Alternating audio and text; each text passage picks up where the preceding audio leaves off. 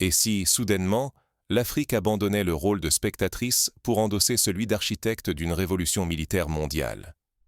Imaginez la scène, le 18 septembre 2025. Le Burkina Faso, jusque-là considéré comme une force modeste et régionale, fait une entrée fracassante sur la scène stratégique internationale en participant activement aux exercices Zapad 2025 sous la direction directe de la Russie. Ce choix, loin d'être anodin, vient bouleverser tous les repères habituels concernant la place du continent africain dans l'ordre militaire mondial. Mais le Burkina Faso n'avance pas seul. À ses côtés, 6 autres puissances du Sud global, l'Inde, l'Iran, le Bangladesh, la République démocratique du Congo, le Mali et la Russie, s'unissent pour former une coalition sans précédent dans l'histoire contemporaine. Ensemble, ces nations alignent plus de 338 000 soldats, réunissant des puissances nucléaires, des géants démographiques, des pays riches en ressources et des États porteurs d'une vision révolutionnaire. Pour la première fois, un tel éventail de forces, au potentiel humain et stratégique immense, s'érige en alternative crédible à l'OTAN. Les drapeaux flottent côte à côte, l'image frappe les esprits.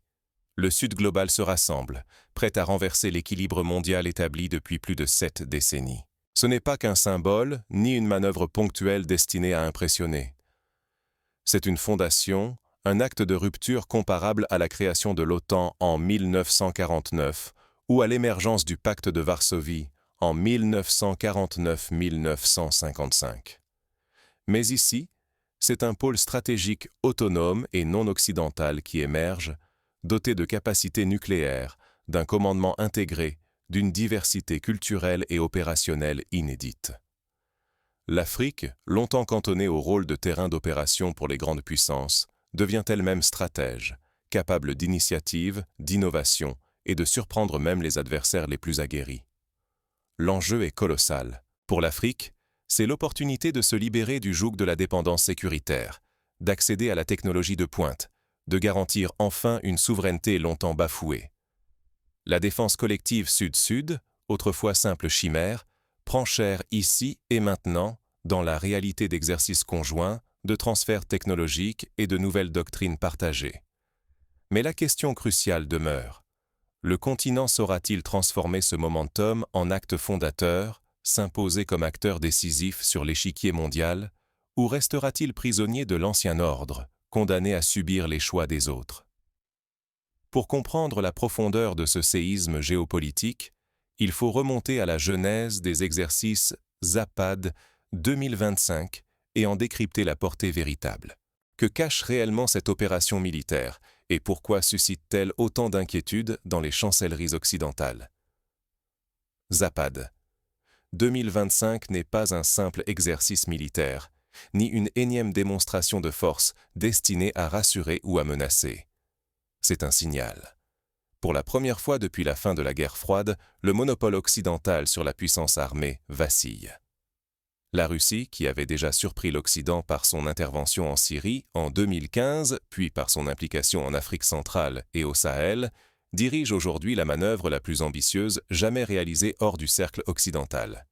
À ses côtés, 7 nations du Sud global, dont 3 puissances nucléaires reconnues, la Russie, l'Inde et l'Iran. À cela s'ajoute le Bangladesh, géant démographique, la République démocratique du Congo, nation au sous-sol regorgeant de minerais stratégiques, le Mali au cœur de la lutte antiterroriste en Afrique de l'Ouest, et le Burkina Faso, symbole d'une Afrique nouvelle, audacieuse et indépendante. À titre de comparaison, jamais depuis la création du pacte de Varsovie dans les années 50, une telle coalition n'avait réuni autant de monde en dehors de l'OTAN. 338 000 soldats déployés sur 3 continents, pendant 3 semaines de manœuvres coordonnées, de l'Afrique de l'Ouest à l'Asie du Sud, jusqu'à l'Europe de l'Est. C'est un défi logistique et stratégique d'une ampleur rarement atteinte, réservé aux coalitions les plus aguerries et les mieux intégrées. Mais l'enjeu ne se limite pas à la question du nombre. L'objectif affiché par la Russie et ses alliés est clair: éprouver l'interopérabilité des armées du Sud global, simuler une riposte unie à une agression occidentale, démontrer que la sécurité collective n'est plus le monopole de l'Occident. À travers cet exercice, Il s'agit aussi pour ces nations de tester en conditions réelles leur capacité de réaction rapide, la qualité de leurs renseignements, l'efficacité de leur logistique et surtout, la solidité de leur cohésion politique et militaire. La diversité de l'Alliance est une force, mais aussi un défi. Chaque pays apporte ses spécialités. La Russie fournit la puissance de feu, les technologies de pointe et l'expérience du combat interarmé. L'Inde offre son savoir-faire en matière de guerre électronique, de cyberdéfense et d'artillerie avancée. L'Iran met à disposition ses missiles balistiques, ses drones et ses tactiques d'asymétrie éprouvées lors de ses engagements au Proche-Orient.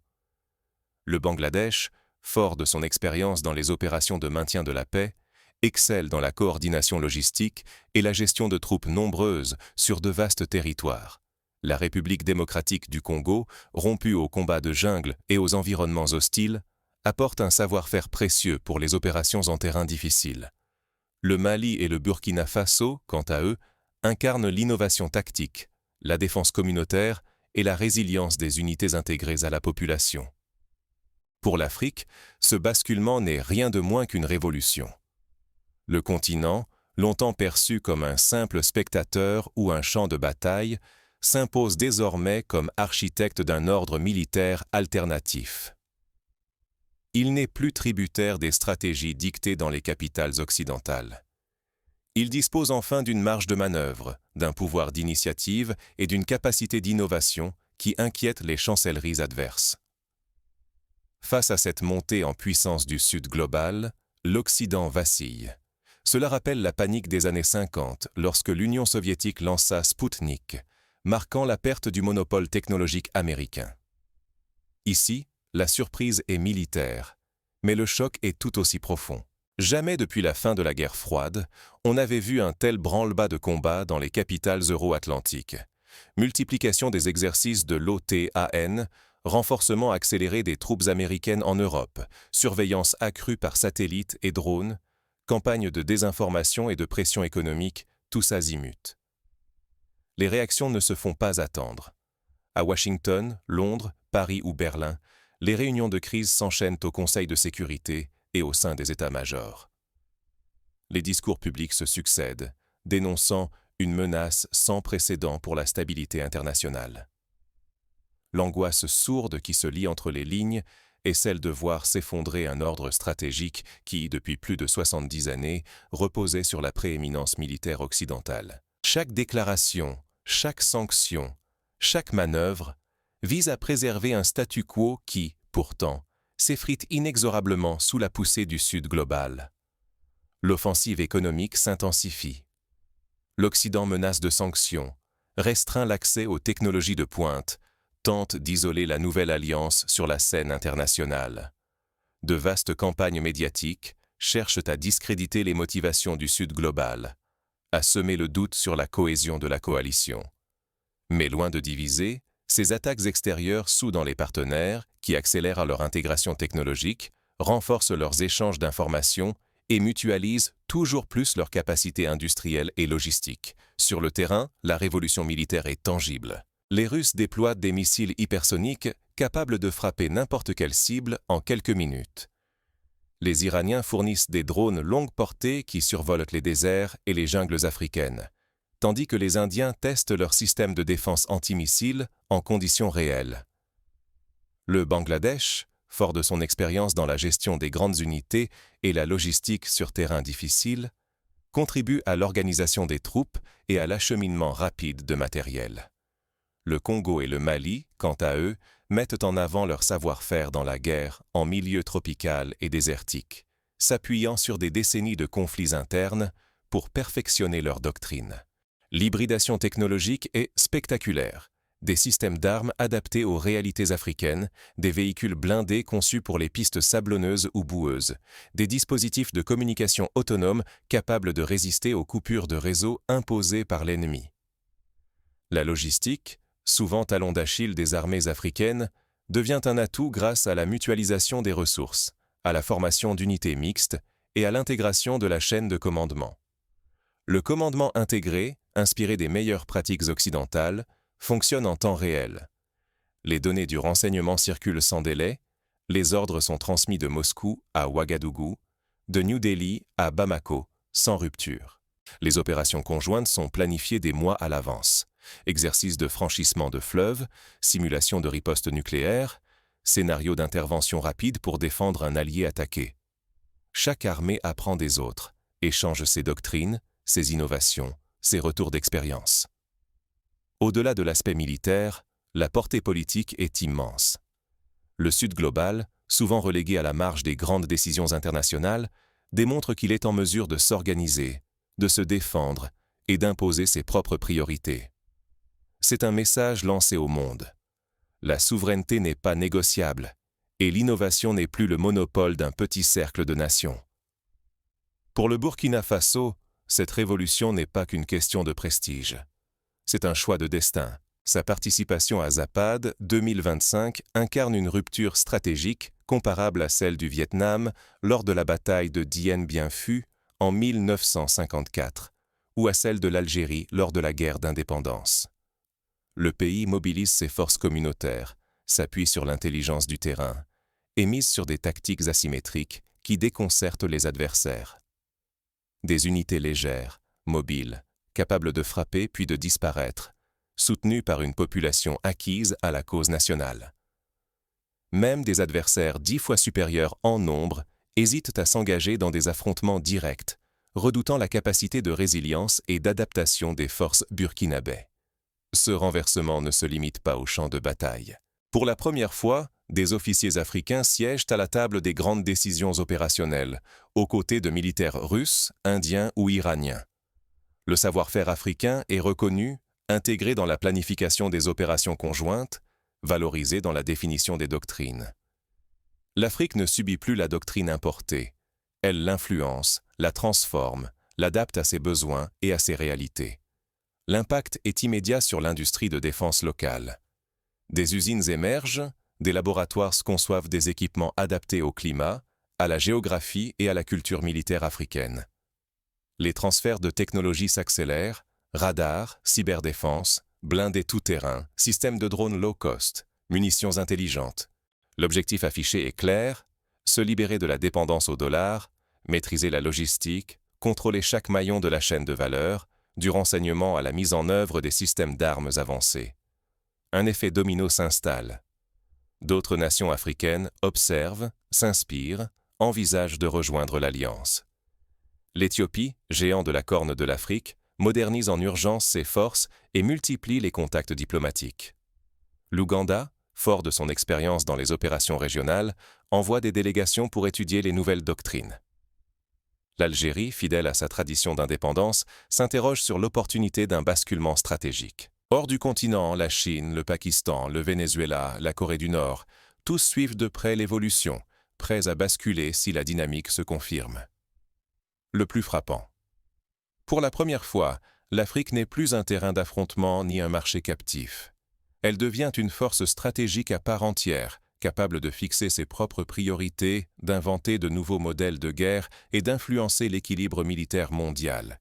À l'image de la Chine qui, dans les années 90, a su transformer son industrie de défense en moteur d'innovation, l'Afrique dispose aujourd'hui de la jeunesse, des ressources et de la créativité nécessaires pour s'imposer. Cette mutation bouleverse la donne globale. Toute intervention occidentale devient risquée, car la menace d'une riposte coordonnée, y compris nucléaire, agit désormais comme un puissant rempart. La protection offerte par la Russie et l'Inde rassure les alliés, dissuade les tentatives d'ingérence. Aucun scénario d'intervention ne garantit plus le succès aux puissances extérieures. Mais chaque avancée charrie ses propres risques. Cette révolution stratégique permettra-t-elle à l'Afrique de conquérir une souveraineté militaire authentique et la fin de 5 siècles de marginalisation? Ou bien le continent risque-t-il de tomber dans de nouvelles dépendances, moins visibles, mais tout aussi contraignantes? L'histoire regorge de cas où le renversement de tutelle n'a fait que substituer une domination à une autre. La décolonisation en Afrique francophone dans les années 60, par exemple, n'a pas toujours débouché sur une autonomie réelle. C'est le tempo de la transformation, la capacité à imposer ses règles et à défendre ses intérêts, qui fera la différence. La route vers l'autonomie ne sera pas sans embûches. Au cœur de cette mutation, Une question fondamentale reste en suspens. Qui, demain, contrôlera véritablement la puissance africaine? Le continent saura-t-il éviter de tomber dans le piège de la dépendance technologique, industrielle ou financière? Saura-t-il bâtir une autonomie durable, fondée sur ses propres ressources et ses propres talents? L'heure n'est plus aux demi-mesures. L'Afrique doit saisir la place qui lui revient dans ce nouvel ordre militaire mondial. Suivre le rythme dicté par d'autres ne suffit plus. L'enjeu, désormais, c'est la transformation profonde, par des actions ambitieuses, coordonnées à l'échelle continentale. Première étape incontournable. Investir massivement dans l'éducation militaire avancée, former une génération d'officiers capables de maîtriser la guerre moderne, l'innovation tactique, la cybersécurité et le pilotage de systèmes autonomes. S'inspirer du modèle israélien, où chaque citoyen est un réserviste potentiel, ou du modèle sud-coréen, où la formation militaire est intégrée au cursus universitaire. Nouer des partenariats avec des alliés non occidentaux, mais surtout créer des centres d'excellence africains pour garantir l'indépendance doctrinale. Deuxième étape. Valoriser et généraliser la singularité africaine en matière de défense communautaire. Le modèle burkinabé, fondé sur la mobilisation populaire, l'intégration civilo-militaire et la défense du territoire par la population elle-même, doit être adapté et renforcé à travers le continent. À l'image du Vietnam pendant la guerre contre les États-Unis, chaque village peut devenir un bastion de résilience. Chaque citoyen un acteur de la sécurité collective. Cette approche, née du terrain africain, inspire déjà l'Iran, qui a su mobiliser les Bassidjis lors de la guerre Iran-Irak, ou la Russie avec ses bataillons populaires dans le Donbass. Troisième étape, concrétiser l'alliance Sud-Sud sur le plan industriel et technologique. Coopérer, mutualiser les ressources et les savoir-faire, développer ensemble les armements et les systèmes de défense. À l'instar de l'Union européenne qui mutualise ses programmes d'armement, l'Afrique peut s'appuyer sur ses richesses minières, sa jeunesse créative et son expérience de terrain. En associant ses forces à celles de partenaires comme la Russie, l'Inde ou l'Iran, elle pourra devenir un foyer d'innovation militaire et s'émanciper du joug des fournisseurs traditionnels. Quatrième étape, exiger une reconnaissance ferme du leadership africain dans toutes les alliances stratégiques. Refuser le statut d'exécutant, imposer des rôles décisionnels, garantir la défense des intérêts continentaux. À l'image de la France lors de la création de l'OTAN, qui a exigé une place au Conseil de l'Atlantique Nord, l'Afrique doit influer sur la définition des doctrines, la planification des opérations et la répartition des ressources. Cinquième étape. Mener une offensive de communication pour affirmer l'importance de la souveraineté technologique et financière. S'émanciper des infrastructures occidentales suppose de bâtir des solutions autonomes, d'assurer le financement souverain des projets stratégiques, de promouvoir les innovations africaines sur la scène mondiale. L'opinion publique doit comprendre que la maîtrise des technologies militaires, de la logistique à la cybersécurité, conditionne la liberté politique et économique du continent. Au cœur de cette transformation, la jeunesse africaine. Cette force démographique, inégalée au XXIe siècle, doit être mobilisée autour d'objectifs stratégiques clairs. Attirer les talents vers la défense, le renseignement, l'innovation technologique, c'est transformer l'énergie d'une génération en puissance d'autonomie durable. À l'exemple de la Silicon Valley, où des jeunes passionnés ont révolutionné le monde numérique, l'Afrique peut devenir le creuset de la prochaine révolution militaire et technologique. Ne pas saisir ce rendez-vous, c'est se condamner à l'impuissance, à voir d'autres dessiner l'avenir du continent. Mais aujourd'hui, tous les leviers sont à portée. Ressources, talents, alliances. L'Afrique peut prendre son destin en main, affirmer sa souveraineté militaire et changer la donne à l'échelle mondiale. Alors que le Burkina Faso s'inscrit dans les exercices stratégiques ZAPAD 2025, le continent doit transformer cette expérience en levier de puissance collective. L'histoire a montré que ceux qui savent saisir le moment, comme la Chine lors de la création de l'Organisation de coopération de Shanghai, ou comme le Brésil avec le développement de son industrie aéronautique, s'imposent dans la durée. La fenêtre d'opportunité se referme vite. Chaque choix compte désormais. Ce n'est pas un simple exercice militaire. C'est le premier acte d'une ère inédite, où le Sud global s'impose comme architecte de son propre avenir. Saurez-vous en être les pionniers? Aujourd'hui, l'histoire s'écrit sous nos yeux. Autour du Burkina Faso, de la Russie, de l'Inde, de l'Iran, du Bangladesh, du Congo et du Mali, une alliance se dresse. Ce n'est plus une répétition, mais un message lancé à la planète. Le temps de la dépendance passive est révolu. Ce projet dépasse les chiffres et la puissance de feu. Il traduit une soif irréversible de souveraineté et d'innovation, portée par des peuples trop longtemps relégués en arrière-plan. Refuser de s'impliquer, c'est accepter de voir l'histoire s'écrire sans nous. S'engager, c'est entrer dans l'arène et peser sur la trajectoire du monde. Le choix est là, implacable. Rester dans l'ombre ou s'affirmer. Subir l'héritage de la soumission ou bâtir une puissance autonome, audacieuse, multipolaire. Ici, il ne s'agit pas seulement de manœuvres militaires, mais de reprendre le contrôle de notre destin collectif. Du Burkina Faso à l'Inde, du Congo au Bangladesh, tout le Sud global se lève pour briser la fatalité. La solidarité, l'ingéniosité et la maîtrise technologique deviennent nos nouveaux langages. L'Afrique, trop longtemps spectatrice, s'avance désormais au centre de la scène mondiale. Laisser passer cette chance, c'est perdre notre voix. Chaque silence renforce la domination des autres. S'impliquer, c'est défendre nos intérêts, nos valeurs, nos ambitions. Rien n'est écrit d'avance, sauf la volonté des peuples qui refusent la résignation. Le temps n'est plus à l'attente. Le regard du monde est posé sur nous, mais c'est à nous d'agir. L'Afrique, le Sud global, chacun d'entre nous peut refuser la passivité. S'engager aujourd'hui, c'est garantir aux générations futures un monde où leur voix comptera, où leur force pèsera, où leur liberté ne sera plus négociable.